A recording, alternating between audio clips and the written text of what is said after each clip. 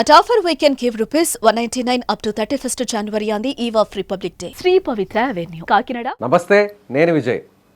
మాజీ CM YCP అధినేత జగన్మోహన్ రెడ్డి చేసినటువంటి కామెంట్స్ ఇప్పుడు తెలుగు రాష్ట్ర రాజకీయాల్లో, ముఖ్యంగా ఏపీ రాజకీయాల్లో దుమారం రేపుతున్నాయి. ఇకపై జగన్ 2.0ని చూస్తారు, సరికొత్త జగన్ని చూడబోతున్నారు. కార్యకర్తలకు పూర్తి స్థాయిలో అందుబాటులో ఉండే జగన్ను చూస్తారు. ఇక వైసీపీ పూర్తి స్థాయిలో ప్రక్షాళన జరుగుతుంది. ఇక నూతన ఉత్తేజంతో ఉరుకులేస్తుంది. ఇలాంటి కామెంట్స్ని జగన్మోహన్ రెడ్డి చేశారు. దీని గురించి డిస్కస్ చేద్దాం. మనతో పాటు విశ్లేషణ చేయడానికి అనలిస్ట్ కేతిరెడ్డి జగదీశ్వర్ రెడ్డి గారు నిర్మాత ఉన్నారు. నమస్తే అండి. నమస్తే అమ్మా.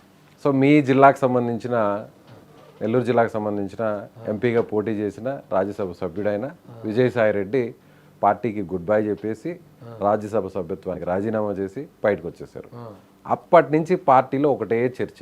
పార్టీలో ఉండే లీడర్స్ అందరూ వెళ్ళిపోతున్నారు, రాజ్యసభ సభ్యులందరూ ఖాళీ అయిపోతున్నారు, వీళ్ళంతా బీజేపీలోకి దూకేస్తారు. సో ఇక వైసీపీ అంతా ఖాళీ. అందుకే జగన్మోహన్ రెడ్డి వెళ్ళే వాళ్ళని వెళ్ళని, ఉన్న వాళ్ళని కాపాడుకుంటూ 2.0 జగన్గా ఇక చూస్తారు అంటూ ఆయన కామెంట్స్ చేశారనుకోవచ్చా?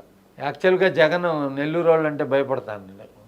ఎందుకంటే పార్టీలో నుంచి మొట్టమొదటి వెళ్ళింది కూడా నెల్లూరు వాళ్ళే. కోటంరెడ్డి సీతారెడ్డి అయితే ఏమి, అదే ఆనవ రామనారాయణ రెడ్డి అయితే ఏమి, ఇతరత్ర మాగుంట అయితే ఏమి, ఎవరైనా కూడా నెల్లూరు వాళ్ళే తిరుగుబాటు చేశారు. మేకపాటి చంద్రశేఖర్ రెడ్డి అలా చెప్తే నెల్లూరు నుంచే మొదలైంది. అందుకే నెల్లూరు ఖాళీ అయిపోయింది. ఇప్పుడు 10 స్థానాలు మొత్తం టీడీపీ గెలిచింది. అదే అందుకోసం ఏంటంటే విద్యార్థులందరూ వెళ్ళిపోయిన తర్వాత మాస్టర్ ఏదో ఇప్పుడు ప్రక్షాళన అంటే అట్లా జనరల్గా చెప్పాలంటే ఎప్పుడు కూడా ఈ బిఫోర్ ఎలక్షను ఓవర్ కాన్ఫిడెన్స్ లేకుండా జనాలను కూర్చోబెట్టి మాట్లాడి ఇదే విధంగా కార్యకర్తలతో సమన్వయం అది ఇది చేసుంటే మొన్న ఏదన్నా ప్రతిపక్ష హోదా అన్న దక్కుండేది ఏమో. ఇప్పుడు ఈ పరిస్థితి లేకుండా ఈరోజు ఇప్పటి నుంచి నేను 2.0గా పనిచేస్తాను, కార్యకర్తలకు అందుబాటులో ఉన్నానంటే ఇల్లు కాలిపోయిన తర్వాత అదేదో చెప్తారు కదా స్వామి, ఆ రకంగా ఉందే. కానీ ఎందుకంటే జగన్మోహన్ రెడ్డి అంటే ఇక్కడ ఆంధ్రాలో వచ్చి కుల రాజకీయాలు ఎక్కువ, క్యాస్ట్ పాలిటిక్స్లో సేమ్ తన వర్గానికి చెందిన వాళ్ళని కూడా సాటిస్ఫై చేయలేక ఏదో అని చెప్పి 7 మంది ఉప ముఖ్యమంత్రులని అదని ఇదని అన్ని క్యాస్టులకి ప్రాతినిధ్యం ఇచ్చి అది చేసి ఇది చేసి ఈరోజు 39% ఓట్లు అయితే సాధించాడు. ఏది స్కీములు వీటి ద్వారా సాధించాడే కానీ ఫలితం అనేది శూన్యమైపోయింది కదా. కాబట్టి ఏంటంటే ఆయన చేయాల్సింది చాలా ఉంది. ఆయన ఏం చేయాలంటే కొత్తగా మొదలు పెట్టాలి పార్టీని. ఏంటంటే ఇంతకుముందున్న వ్యక్తులందరూ వెళ్ళిపోతున్నారు, వెళ్ళిపోయే వాళ్ళ గురించి పట్టించుకోకుండా కొత్త యువరక్తంతో కొత్త వాళ్ళతో ఒక్కొక్క జిల్లాకి ఆయనే వెళ్ళి ఊరకనే ఏదో పాదయాత్ర చేసేసి వాళ్ళని ఆ ముద్దులు పెట్టుకునే వాళ్ళు ఎట్టైనా ఓట్లు వేస్తారంటే వాళ్ళే కదా వేసేది. ఇప్పుడు 39% అంటే వాళ్ళే కదా జగనన్న అనుకొని వాళ్ళే కదా మొన్న వేసింది ఎలక్షన్లో. వాళ్ళని ఆచరణలో పెట్టుకోకుండా ఒక వర్గాన్ని, బలమైన వర్గాన్ని ఎవరైతే మొట్టమొదటి నుంచి జగన్మోహన్ రెడ్డి రాజకీయ పార్టీ పెట్టినప్పటి నుంచి, సోనియా గాంధీని ఎదిరించినప్పటి నుంచి తనకు దండగా ఉండి ఒక జెండాలు కట్టిన రెడ్డి కులస్తుల్ని ఈరోజు దూరం అయిపోవడమే రెడ్డి కులస్తులు సరిగా లేని కారణంగానే సమీప బంధువు మంత్రి పదవికి రాజీనామా చేసిన ఒంగోలు ఎమ్మెల్యే, మాజీ ఎమ్మెల్యే బాలినేని శ్రీనివాసరెడ్డి కూడా అందుకే వెళ్ళిపోయారు అనుకోవచ్చు పార్టీని వీడి. బాలినేని శ్రీనివాసరెడ్డి అనే వ్యక్తికి రాజశేఖర రెడ్డి గారు చాలా స్థానం ఇచ్చి తనని ఏంటంటే మొట్టమొదటిసారి ఆయనే మినిస్టర్ చేశాడు. ఎమ్మెల్యే కూడా ఆయనే చేశాడు. 1999లో ఫస్ట్ ఎమ్మెల్యే అతను. అప్పటి నుంచి వాళ్ళ కుటుంబానికి అండదండలుగా ఉన్నాడు. మధ్యలో ఏమొచ్చిందో ఏందో ఎందుకు ఫీల్ అయ్యాడు అనే దానికి ఒక కారణం ఉంది. కేవలం ఏంటంటే బొత్స సత్యనారాయణ, అదేవిధంగా రామచంద్రారెడ్డి ముగ్గురిని మళ్ళా మంత్రివర్గంలో కొనసాగించిన దానికి అది నచ్చక, అంటే యాజ్ పర్ కండిషన్ ప్రకారం ఏంటంటే 2.5 yearsకి మారుస్తానని చెప్పి జగన్ ఆ రోజు చెప్పినప్పుడు వీళ్ళని ఎందుకు మార్చలేదు అంటే మేము అసమర్థులమా? ఇతని వాదం ఏంటంటే మొట్టమొదటి నుంచి ఇతని వాదం ఏంటంటే వాళ్ళు ఎంజాయ్ చేయలే. వాళ్ళు ఏం చేశారు, ఈ కరోనా వచ్చేసింది మధ్యలో. ఈ కరోనా వచ్చినప్పుడు మంత్రులకి ఏముంది పని, ఏముంటుంది మంత్రులకి ఏముంటుంది పని, 1 సంవత్సరం రోజుల వరకు పని చేసేదే లేదన్నమాట. అంటే ఆ పవర్ని ఎంజాయ్ చేయలేదు. ఆ పవర్ని ఆ సంవత్సరం రోజులు 1.5 సంవత్సరం ఎంజాయ్ చేయలేదు. ఎంజాయ్ చేయలే. కాకపోతే ఏంటంటే అందరినీ మారుస్తానని నువ్వు చెప్పి ఈరోజు ఆ ముగ్గురు వరకే ఎందుకు తీసుకున్నావు అంటే మేము అసమర్థులమా, అంటే నేను అసమర్థుడినా, అంటే ఇతని దగ్గర చాలా శాఖలు ఉన్నాయి, అటవిక శాఖ, అదేవిధంగా ఎలక్ట్రికల్, ఇవన్నీ కూడా అతని దగ్గరే ఉన్నాయి. ఇప్పుడు చెప్తున్నాడు అతను, బాలినేని శ్రీనివాసరెడ్డి ఇప్పుడు చెప్తున్నాడు. ఏం చెప్తున్నాడు?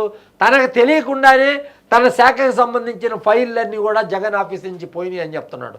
ఆ రోజు మంత్రిగా ఉండగా చెప్పలే. ఇక్కడ అప్పుడు ఆ రోజే చెప్పుంటే బాగుండేదేమో. ఇప్పుడు చెప్పిన దానివల్ల ఏంటంటే బయటకు వచ్చాడు కాబట్టి ఆ రకంగా చెప్తున్నాడు అనే వాదం కూడా ఒకటి ఉంది. ఇవన్నీ మనం ఆలోచిస్తే రాష్ట్రం అంతా ఎవరికో కొంతమందిని అందరినీ సాటిస్ఫై చేయాలంటే ఏ రాజకీయ నాయకుడు వల్ల కాదు, ఎవరి వల్ల కాదు. చంద్రబాబు నాయుడు మీరు ఒక మాట అన్నారు, ఫస్ట్ నుంచి అండగా ఉన్న రెడ్డి సామాజిక వర్గం దూరం అవుతుంది వైసీపీకి అని ఒక మాట అన్నారు. ఎందుకన్నారు ఆ మాట? దానికి కారణాలను చెప్తారా? ఇప్పుడు ఆ రెడ్డి సామాజిక వర్గం దూరమైన కారణంగానే జగన్ 11 సీట్లతో పరిమితం అయ్యాడని 100% చెప్పచ్చు. ఎవరెవరు దూరం అయ్యారు? ఎవరెవరు ఇండైరెక్ట్ గా గ్రామ స్థాయిలో ఉన్న కార్యకర్త దూరం అయ్యాడు. లీడర్లదేముంది నిలబడి ఉండొచ్చు. లీడర్లు ఓటర్ని తీసుకొచ్చి పోలింగ్ బూత్లో ఓటేపించే వాళ్ళు రెడ్లు కరువైపోయారు కదా. మీ ఇష్టం పోరా, ఎవరికి వేసుకుంటారు వేసుకోండి అనేసారు. ఊర్లలో గ్రామాల్లో జరిగింది అదే. మీ ఇష్టం ఎవరు వేసుకుంటారు వేసుకోండి అని చెప్పి అంతకు ముందు వచ్చి మీరు ఖచ్చితంగా వేయాలని చెప్పి వాళ్ళతో ఒక ఫ్యామిలీ లాగా మెయింటైన్ చేసుకుంటా జగన్ ముఖ్యమంత్రి అయితే చూడాలని ఒక కళతో ఉన్నారు. ఈరోజు వాళ్ళ వ్యాపారాలు వాళ్ళు చేసుకుంటున్నారు, వాళ్ళ వ్యవహారాలు వాళ్ళు చేసుకుంటున్నారు. రెడ్డి కులస్తులు ఎప్పుడు కూడా వాళ్ళ వ్యాపారాలు వాళ్ళ వ్యవహారాలే చేసుకుంటారు. రాష్ట్ర ప్రభుత్వం ఏ రకంగా కూడా సహాయం చేయదు. డబ్బులు ఉన్న వాళ్ళకే ఏ పనులైనా జరుగుతాయే కానీ రెడ్లలో డబ్బులు లేని వాళ్ళకి ఏం పనులు జరగవు. నిజంగా మీరు చెప్పండి, నెల్లూరు పెద్దారెడ్డిగా మీరు కూడా నెల్లూరుకు సంబంధించిన అదే సామాజిక వర్గానికి సంబంధించిన వ్యక్తి, మీరు కూడా వ్యాపారవేత్త, మీరు కూడా సినిమాలు తీశారు, నిర్మాత. సో నిజంగా వ్యాపారం చేసే రెడ్లందరూ కూడా జగన్ వల్ల నష్టపోయారా? 100% నష్టపోయారు. మీరు కావాలంటే దీన్ని సర్వే తీసుకోండి, కావాలంటే విలేజెస్కి పోయి చెప్పించుకోండి. ఎట్లా నష్టపోయారంటే మన ప్రభుత్వం వచ్చేసింది, మన అన్ని రకాలుగా ఆదుకుంటుంది అనే ఒక పరిస్థితిలో ఉన్న యువత కానీ అందరూ కూడా ఏ రకంగా కూడా లబ్ధి పొందాల. ఏ రకంగా లబ్ధి పొందాలి కదా. కార్యకర్త అంటే ఏంటి? కార్యకర్త అంటే ఊరికనే పుట్టుకొని వస్తాడు. వాళ్ళ పనులు వాళ్ళు మానుకొని నీ కోసం జెండా ఎత్తుకొని జై జగన్ అని అరవాలా, రోడ్డు మీదకి వచ్చి 100 మంది తగువ పెట్టుకోవాలంటే అదేమైనా సులభమైన పని అనుకుంటున్నారు? ఏ రాజకీయ పార్టీ అయినా జై రేవంత్ రెడ్డి అంటే ఏమైనా ఉంటుందా? ఏదైనా జై చంద్రబాబు నాయుడు అంటే ఏమైనా ఉంటుందా? జై ఏమైనా ఉంటుందా? ఆ కార్యకర్త 10 మందిని ప్రభావితం చేసే వ్యక్తి. ఈ 10 మందిని ప్రభావితం చేసే వ్యక్తిని మనం అండర్స్టాండింగ్లో పెట్టుకొని మనం వాడికి సంపూర్ణంగా మద్దతు ఇచ్చి వాడి యొక్క ఎంకరేజ్మెంట్కి కృషి చేయకపోతే రాజకీయ పార్టీలు ఎలా మనుగడ సాగిస్తాయి? అంటే ఆర్థిక మూలాలన్నీ దెబ్బతిన్నాయంటారా? రెడ్డి సామాజిక వర్గానికి సంబంధించిన వ్యక్తులు 100% రెడ్లు పెట్టుబడి పెట్టారు. ఇప్పుడు జగన్మోహన్ రెడ్డి ఉన్నారండి, రాజకీయ పార్టీ రన్ చేశాడండి, రోజు జనం అతని వెనకాల తిరిగారండి, ఓదార్పు యాత్రలు వాటిలో. అదంతా పెట్టుబడే కదా. అతని వెనకాల రోజుకి 500 మంది తిరగాలన్నమాట. కడప నుంచి ఒక 500 మంది ఉండేవాళ్ళు. ఎట్టయినా ఆ 500 మంది ఈ జనంతో మిక్స్ అయ్యేవాళ్ళు. ఇప్పుడు మన నెల్లూరులో ఒక సెంటర్కి వచ్చాడు అనుకో, ఆ సెంటర్లో వాళ్ళందరూ బండ్లలో నుంచి దిగేసి అక్కడ ఉండేవాళ్ళు. అట్లా వీళ్ళందరినీ కంటిన్యూగా ఒక చైన్ లాగా రన్ చేసుకుంటూ వస్తున్నాడంటే ఒక క్యాపిటల్ పెట్టినట్టే కదా, ఒక ఇన్వెస్ట్మెంటే కదా. రోజుకి ఎంత అవుతుంది ఖర్చు అనుకుంటున్నారు? ఏదైనా నైట్ స్టే చేసేదానికి వెహికల్ అయితేమి, అదేవిధంగా నడిచేదానికి అయితేమి, వీళ్ళందరికి భోజనాలు అయితేమి, ఇవన్నీ అయితే రోజుకు ఎట్లయినా ఓకే. ఖచ్చితంగా రాజకీయ పార్టీ ఏ పార్టీ అయినా, అది వైసీపీ అయినా, అంటే ఎందుకు ఖర్చు పెడతారు? ఎవరైనా ఖర్చు పెడతారు. అక్కడ ఉండే గ్రామ స్థాయి నాయకులు, మండల స్థాయి నాయకులు ఖర్చు పెడతారు. ఆ తర్వాత వాళ్ళ అధికారంలోకి వచ్చిన తర్వాత కొన్ని కాంట్రాక్ట్ వర్క్లో లేకపోతే ఏదైనా వ్యాపారానికి సంబంధించిన కొన్ని అనుమతులు ఇలా తీసుకుంటూ ఉంటారు. ఇది జనరల్గా జరిగే ప్రొసీజరే. కానీ ఇక్కడ ప్రత్యేకంగా రెడ్లే ఎందుకు నష్టపోయారంటారు? లబ్ధి పొందిన వాళ్ళందరూ పెద్ద రెడ్లే పొందారు. డబ్బున్నోడు ఇంకా ధనవంతుడు అయ్యాడే కానీ అటు మిడిల్ క్లాస్ లో ఉన్నోడు ఎవరు కూడా డబ్బు సంపాదించారు జగన్ ప్రభుత్వంలో. ఆ మిడిల్ క్లాస్ ఓటర్ యొక్క ప్రభంజనమే జగన్ ఓటమికి ప్రధాన కారణం. ఆ మిడిల్ క్లాస్ ఓటర్లలో రెడ్లు అత్యధికమైన రెడ్లు వ్యతిరేకంగా ఉన్నారు.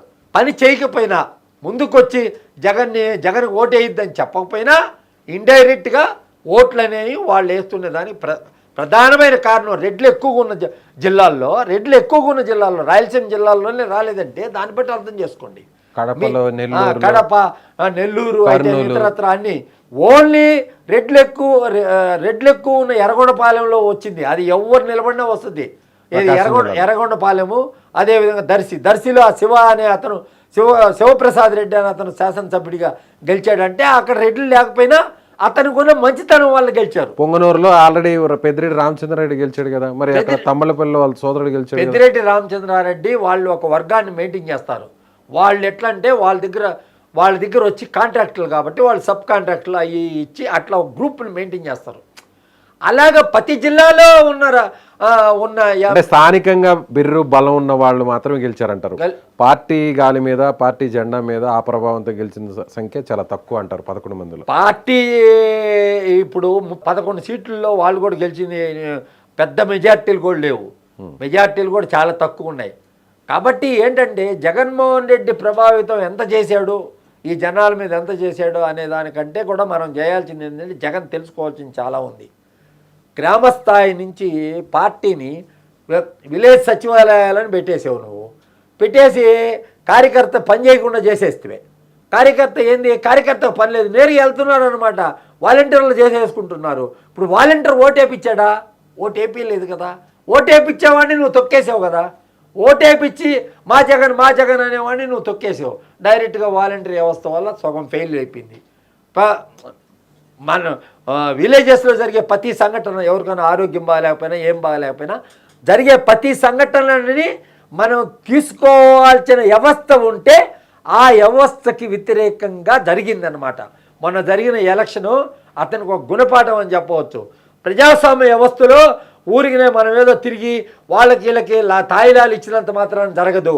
పోల్ మేనేజ్మెంట్ అనేది పనిచేయాలా. పోల్ మేనేజ్మెంట్ అనేది లేనప్పుడు నీవు ఎట్టి పరిస్థితుల్లో కూడా ఈ రాష్ట్ర రాజకీయాల్లో రాలేవు. Poll management main. అదే తెలుగుదేశానికి ఉన్న హస్తం. తెలుగుదేశానికి బలమైన కార్యకర్తలు ఉన్న పార్టీ. దానికి బలమైన కార్యకర్తలు ఎక్కడున్నారు? నీకు కానీ జనసేనకు కానీ బలమైన కార్యకర్తలు ఈ రోజు వరకు లేరు. ఊరకనే వస్తే సినిమా గ్లామర్తో జనం రావాల్సిందే కానీ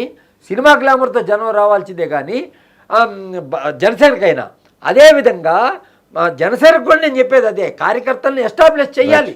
జిల్లాల్లో కార్యకర్తలను ఎస్టాబ్లిష్ చేయాలి. జగన్మోహన్ రెడ్డి నేనున్నాను, నేనేదో చేస్తాను అనేది ఉంటే యాంటీ ఇన్కంబెన్సీ ఓట్లు పడిపోతాయి అనుకుంటే అంత సినిమా లేదు. ఎందుకంటే 2 సార్లు 2014లో సొంత డబ్బులు ఖర్చు పెట్టుకొని పనిచేసిన వాళ్ళు పరిస్థితి దారుణం అయిపోయింది. ఆ తర్వాత మళ్ళీ 2019లో నువ్వు ముఖ్యమంత్రి అయిన తర్వాత కూడా వాళ్ళు ఏ విధమైన లబ్ధి పొందాల? నిన్ను 12 సంవత్సరాలుగా సాగుతున్నారు. నీ ఓదార్పు యాత్ర అయితే ఇతరత్ర ఏ యాత్ర అయితే అన్నింటిలో ఒక భాగస్వామి వహించి నిన్ను 12 సంవత్సరాలు నిన్ను మోసిన వాళ్ళ పరిస్థితి ఈరోజు దారుణంగా ఉంది కాబట్టి నువ్వు 2.0 కంటే కార్యకర్తలను ఎస్టాబ్లిష్ చేసి మంచిగా పార్టీ నడపాలా. ఫ్రెష్ బ్లడ్తో నిన్ను అభిమానించి, నీకు ఎవరు చెప్పకూడదు నేను పెద్ద అనుకోవాల్సినంత అవసరమే లేదు. నీకు ఎవరైనా చెప్పచ్చు, ఎవరైనా చెప్పాలా, నువ్వు స్వీకరించాలా. ఆ గుణం ఉన్నప్పుడే రాజశేఖర రెడ్డి గారు కూడా ఆ గుణంతోనే ముఖ్యమంత్రి అయ్యారు. 20 సంవత్సరాల తర్వాత అయ్యాడు ముఖ్యమంత్రి. కాబట్టి నేనేం చెప్తానంటే మీ తండ్రి బాటల్లో నువ్వు నడవాలి, ప్రజలతో మమేకం అవ్వాలి, కార్యకర్తలను దగ్గర తీయాలని నేను కోరుతున్నాను. రైట్ సార్, ఇది అనలిస్ట్ అలాగే ప్రొడ్యూసర్ కేతిరెడ్డి జగదీశ్వర్ రెడ్డి గారు చెప్తున్నట్టుగా ఖచ్చితంగా వైసీపీ పునరాలోచన చేయాలి. ముఖ్యంగా జగన్మోహన్ రెడ్డి తన వ్యక్తిత్వాన్ని, వ్యవహార శైలిని కూడా మార్చుకోవాలి. కార్యకర్తలకు పూర్తి స్థాయిలో అందుబాటులో ఉండాలి. ముఖ్యంగా ప్రధాన సామాజిక వర్గం, రెడ్డి సామాజిక వర్గం పార్టీకి పూర్తిగా దూరం అవుతుంది. కాబట్టి ఇప్పటికైనా అలర్ట్ కాకపోతే పూర్తిగా ఇంకా డ్యామేజ్ అయ్యే ఛాన్సే ఎక్కువ ఉందని ఆయన చెప్తున్నారు. Thank you so much.